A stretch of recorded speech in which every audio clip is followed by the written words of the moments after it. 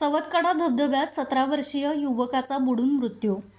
वारणा विद्यापीठ वारणा नगर संलग्नित Tatyasaheb Kore institute of engineering and technology autonomous institute, 2 वेळा MBA मानांकन, NAC A ग्रेड, 100% इंटर्नशिप आणि प्लेसमेंट देणारी संस्था। प्रथम आणि द्वितीय वर्ष बीटेक करता TCS sponsored computer science and business system, cyber security, electrical, civil, mechanical, electronics and telecommunication, chemical आणि कम्प्युटर सायन्स अँड इंजिनिअरिंग, तसंच MTech करता structural engineering, CSE, construction management, mechanical design, chemical ENTC, त्याचबरोबर LLB, BA LLB, BBA LLB, BCA, BBA, MCA, MBA शाखांसाठी प्रवेश सुरू।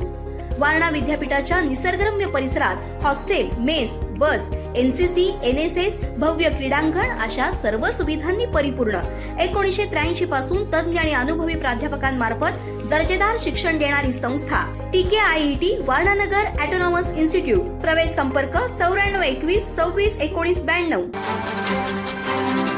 सवतकडा धबधबा येथील मंडपी कडा परिसरात वडिलांना वाचवण्याच्या प्रयत्नात 17 वर्षीय तरुणाचा पाण्यात बुडून मृत्यू झाल्याची दुर्दैवी घटना घडली। युसुफ मेहबूब शेख, वय 17, राहणार तांबुळवाडी, तालुका चंदगड असं मृत युवकाचं नाव आहे। शेख कुटुंबीय सवतकडा धबधबा येथे पर्यटनासाठी आले होते। मंडपी कडा परिसरात युसुफ शेख यांचे वडील पाण्यात पोहत असताना सुरक्षा रक्षकांनी पाण्यात न जाण्याच्या सूचना दिल्या होत्या। मात्र या सूचनेकडे दुर्लक्ष करून युसुफ शेख याचे वडील पाण्यात पोहत असताना त्यांना पाण्याचा अंदाज न आल्यानं ते बुडू लागले। त्यांना वाचवण्यासाठी मुलगा युसुफ शेख याने पाण्यात प्रवेश केला। युसुफ याने आपल्या वडिलांना वाचवण्यासाठी प्रयत्न केले, मात्र या प्रयत्नात युसुफ पाण्यात बुडाला। दरम्यान त्याचे वडील सुखरूप बचावले। युसुफचा शोध घेण्यासाठी सोमवारी 10 ऑगस्ट रोजी सकाळी 7 वाजल्यापासून स्कुबा डायव्हिंगच्या सहाय्यानं शोध मोहीम सुरू करण्यात आली। अथक प्रयत्नानंतर सकाळी 8:30 वाजण्याच्या सुमारास युसुफचा मृतदेह पाण्याबाहेर काढण्यात आला।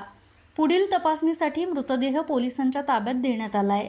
या शोध आणि बचाव मोहिमेत जिल्हा आपत्ती व्यवस्थापन पथक, वन विभाग, पोलीस प्रशासन, महसूल कर्मचारी तसेच जीवरक्षक दिनकर कांबळे यांनी महत्त्वाची भूमिका बजावली। माझा महाराष्ट्र न्यूज, कोल्हापूर। ताज्या घडामोडी पाहण्यासाठी माझा महाराष्ट्र न्यूजला आजच सबस्क्राईब करा।